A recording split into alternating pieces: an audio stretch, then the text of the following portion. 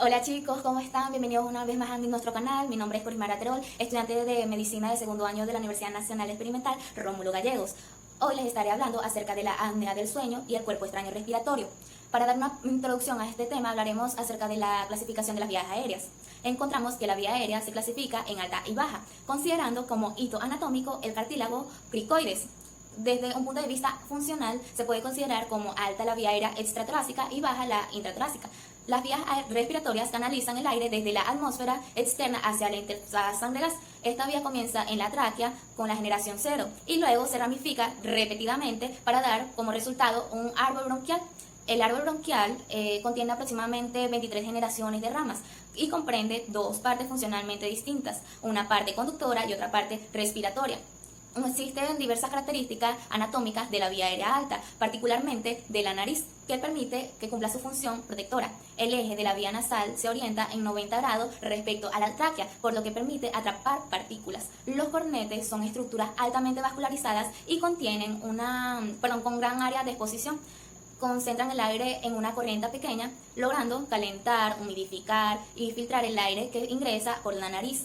La faringe es una zona colapsable formada por los músculos constrictores de la faringe y de la base de la lengua.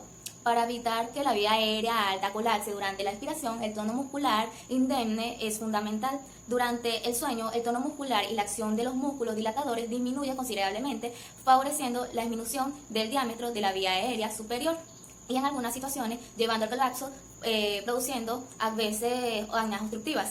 La faringe constituye una zona compleja de la vía aérea superior encargada de la coordinación, la respiración, dilución de forma segura y efectiva y además encargarse de la fonación. Esto se logra con adecuado funcionamiento de las cuerdas vocales que deben abrirse al respirar para que el aire que fluya a la vía aérea, cerrarse al deglutir para que no se aspire el alimento hacia la vía aérea y cerrarse y vibrar para fonar y finalmente para permitir el mecanismo de tos cerrarse para aumentar la presión intratorácica y luego abrirse abruptamente para expirar a alto flujo.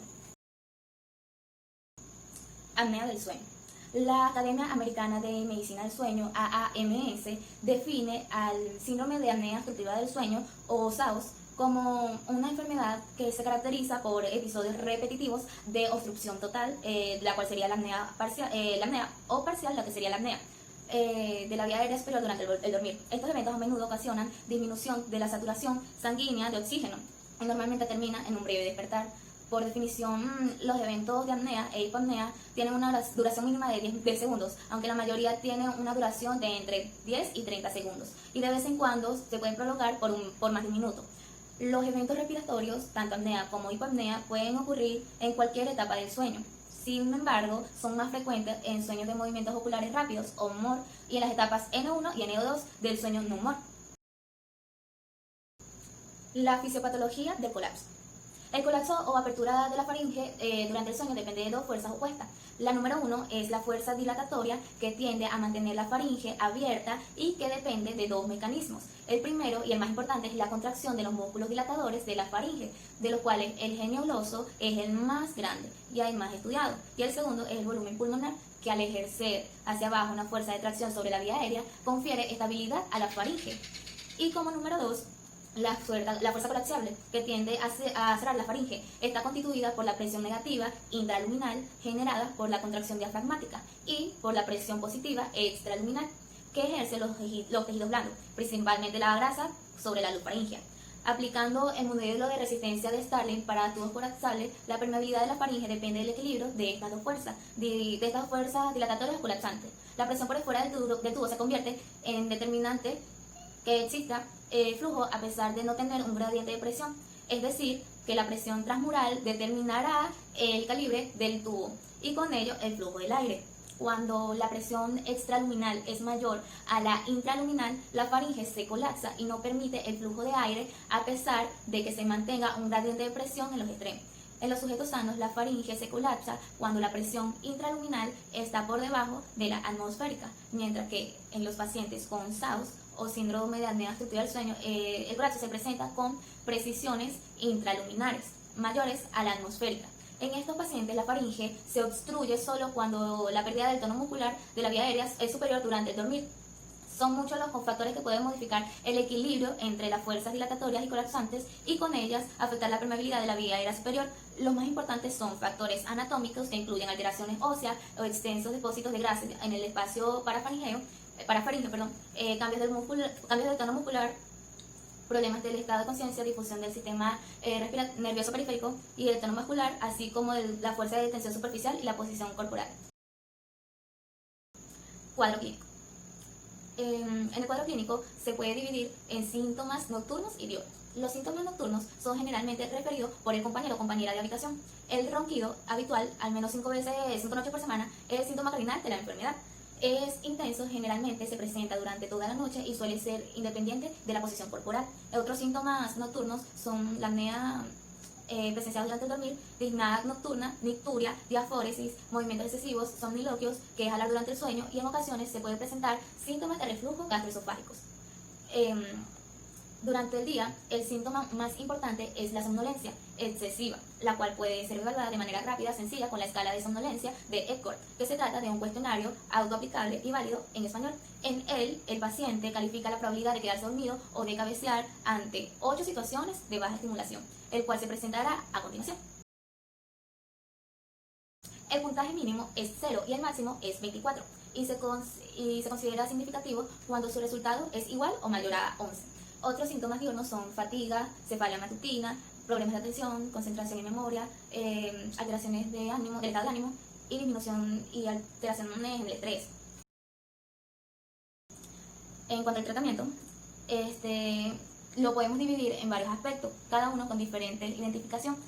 En la primera están las medidas generales, en donde el control del peso es la medida general más importante y aplicable en todos los pacientes. Una disminución del 10% en el índice de masa corporal puede reducir el índice de apnea o hipapnea en un 20%. Evitar el consumo de tabaco, alcohol, antioxidantes, son medidas que se pueden implementar en todos los pacientes o con SAUS.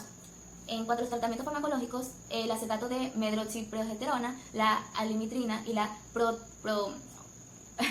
porotritilina y la teofilina son algunos de los fármacos ensayados hasta la fecha de tratamiento del SAUS, aunque su eficiencia parece muy escasa. Dispositivos intraorales son artilugios mecánicos que aumentan el espacio retrofaringeo al producir un ligero adelantamiento mandibular. Los primeros estudios realizados sugieren que pueden ser útiles en el tratamiento de síndrome de apnea obstructiva del sueño leve o moderada. Sin embargo, en el momento actual, su indicación se debe a quedar limitada a enfermos incluidos en ensayos clínicos o en protocolos de estudios. Cuerpo extraño respiratorio. Se trata de una situación que puede acarrear graves consecuencias, representando en ocasiones una amenaza inmediata para la vida, estando asociada a una elevada morbimortalidad. Cuando un cuerpo extraño pasa la vía aérea del organismo, este reacciona de forma inmediata, automática, con el reflejo de la tos. La tos violenta puede hacer que el objeto sea expulsado al exterior, solucionando el problema. Pero puede ocurrir que el cuerpo extraño se detenga en algún punto del trayecto, provocando una obstrucción parcial o total, que puede llevar a un fallo respiratorio severo.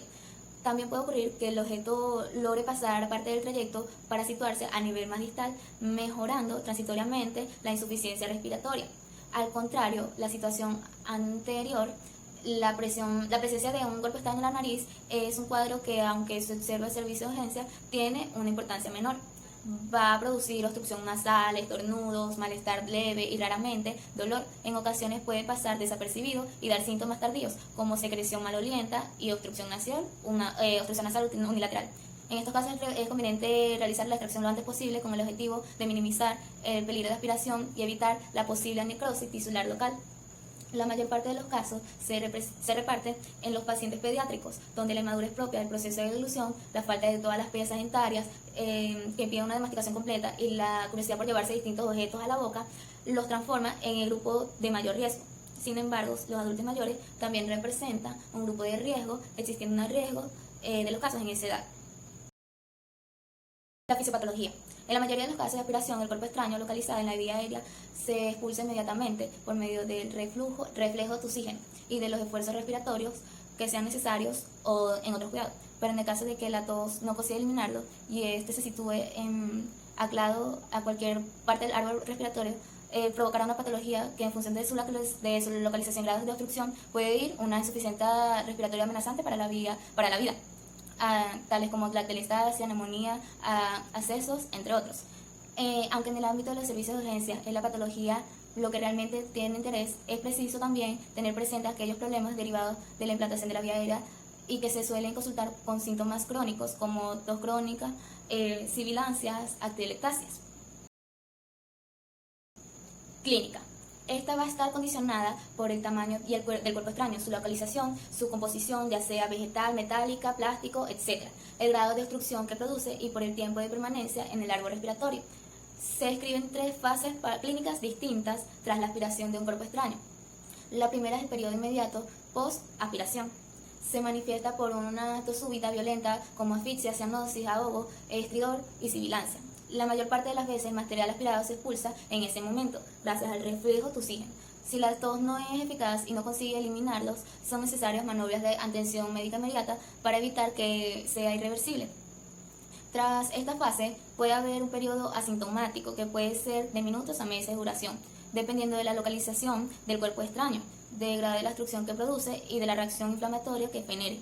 En esta fase existe el riesgo de retrasar el diagnóstico, dado que la sintomatología no es tan llamativa, además de que en este periodo el material aspirado puede cambiar de localización y, por tanto, sus manifestaciones clínicas. En la tercera fase se manifiesta la patología derivada de la reacción del cuerpo extraño generada, inflamación e infección, dando síntomas como tos crónica, expectoración, fiebre, sibilancia y a veces hemóptisis.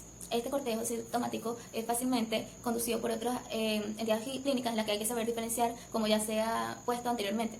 Los síntomas van a ser diferentes según el grado, según la localización del cuerpo extraño.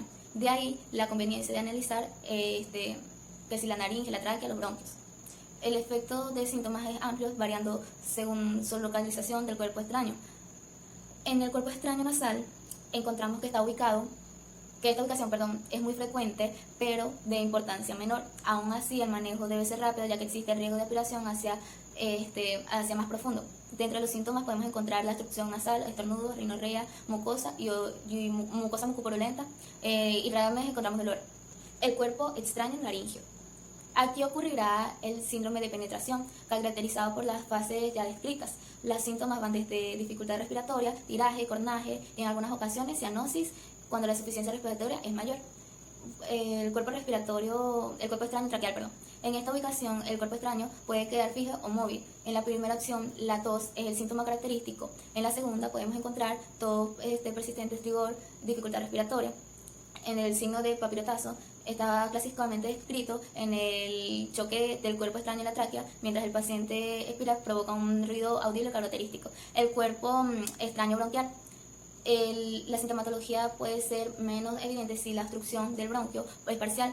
Puede provocarse una hiperinsuflación del pulmón por un mecanismo de válvulas, manifestándose como tos, dificultad respiratoria variable y sibilancias. En el caso de que la obstrucción sea total, podemos encontrar atelectasia a un síndrome de condensación. Diagnóstico. El diagnóstico se basa en la alta sospecha clínica y de los procedimientos diagnósticos. La anamnesis es nuestro primer acercamiento en el caso de pacientes inestables, y en la mayoría de los casos nos lleva al diagnóstico. La presencia de terceros en el momento de la aspiración es lo que nos orienta para lo que es el diagnóstico, pero ante la ausencia de testigo, la aparición de disnea súbita y o tos paroxística son altamente indicativas, sobre todo si ocurre en niños entre 1 a 3 años. En el caso de historia de larga data de neumonía de repetición, son de difícil manejo en niños, siempre se debe plantear como diagnóstico diferencial la presencia de un cuerpo extraño en la vía aérea baja. Según la literatura internacional, la anamnesis es la herramienta más útil, sensible y específica para el diagnóstico del cuerpo extraño en vía aérea. El examen físico está normal en un rango no despreciable. De hecho, se ha visto que entre un 15 a un 45% de los pacientes con broncoescopias positivas para cuerpos extraños tenían un examen físico normal en el preoperatorio. Muy pocas veces encontramos un niño con claros signos de insuficiencia respiratoria aguda. El examen pulmonar es el punto crítico en el que el examen físico sea de alta sensibilidad pero de baja especificidad.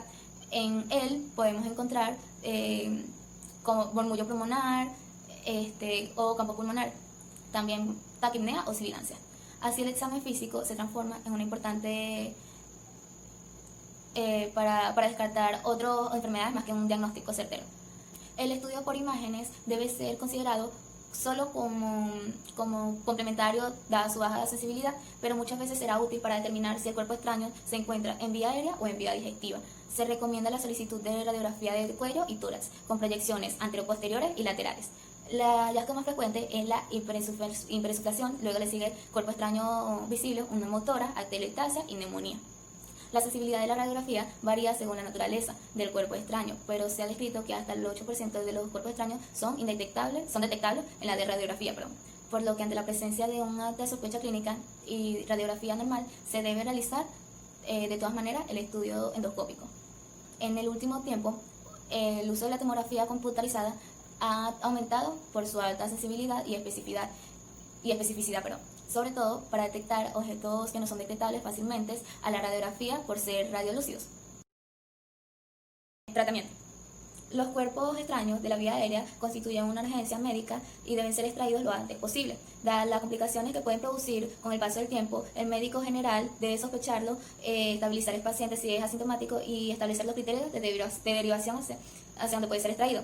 El método de extracción es la broncoscopia, viendo que la única manera que no presenta contraindicaciones se puede hacer bajo anestesia general a través de un broncoscopio rígido o con una buena iluminación que permita su detección de forma fácil. Es bien tolerado a una persona que presenta problemas pulmonares previos, dado que los broncoscopios cuentan con canales de trabajo y también vías independientes a través de las cuales se puede mantener una anestesia general adecuada.